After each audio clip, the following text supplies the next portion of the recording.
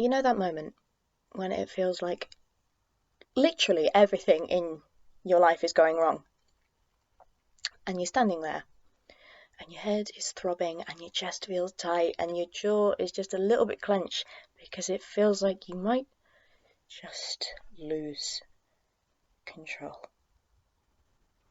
You know what I'm talking about. Yeah, that was me.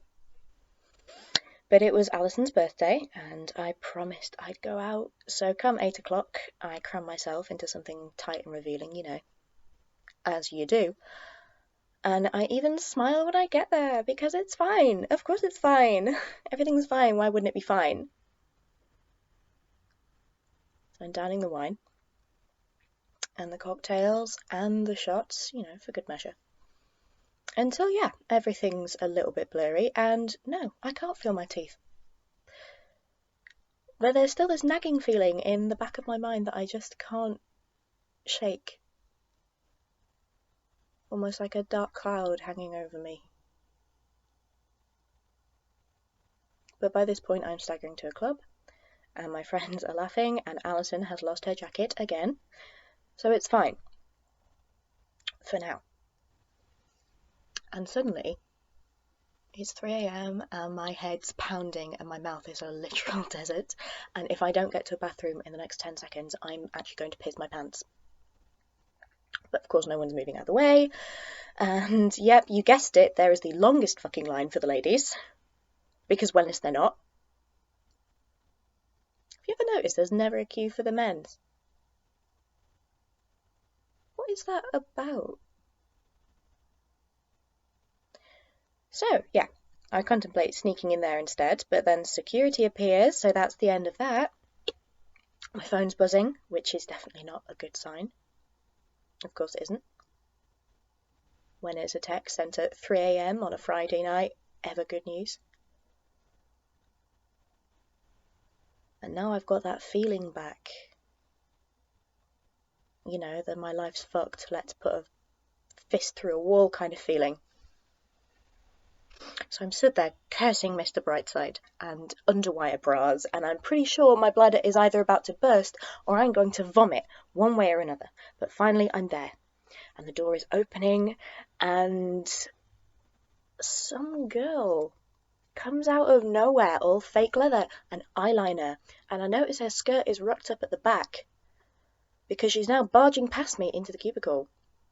I mean, who the hell does she think she is? I'm stood there mouthing for a second before instinct kicks in, and I'm throwing myself at the door just as she goes to close it. And there's a moment, just a brief one, where we make eye contact. And I'm telling her there's a queue, but she's still pushing the door, and she's bringing her other hand up now, middle finger first, as she metaphorically shits over every little effort I've made to be civil all night.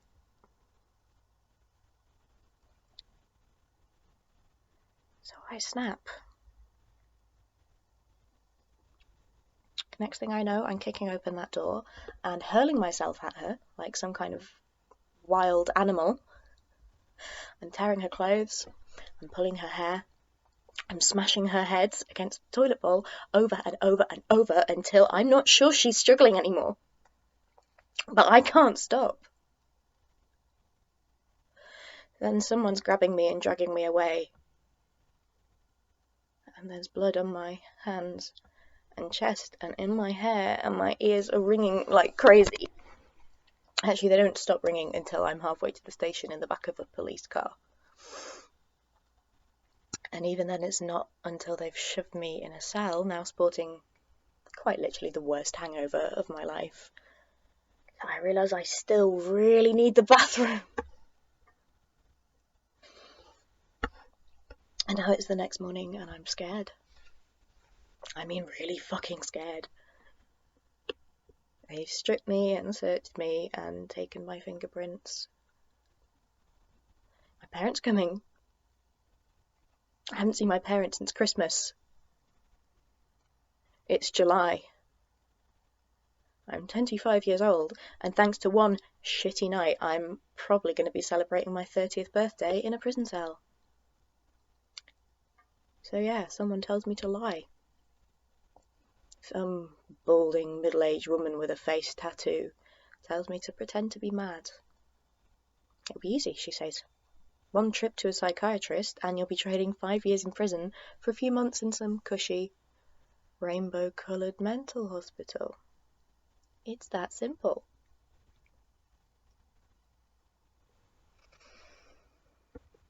So here I am. Here I fucking am. Only it's 9 years later. 9. It turns out that woman was she was right. It is easy to pretend to be mad, but it also turns out it's pretty damn impossible to convince anyone you're sane again afterwards.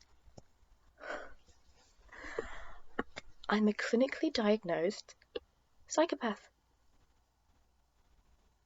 I'm delusional. I'm dangerous. And every crazy person thinks they're sane, right? If I argue with my psychiatrist, I'm confrontational.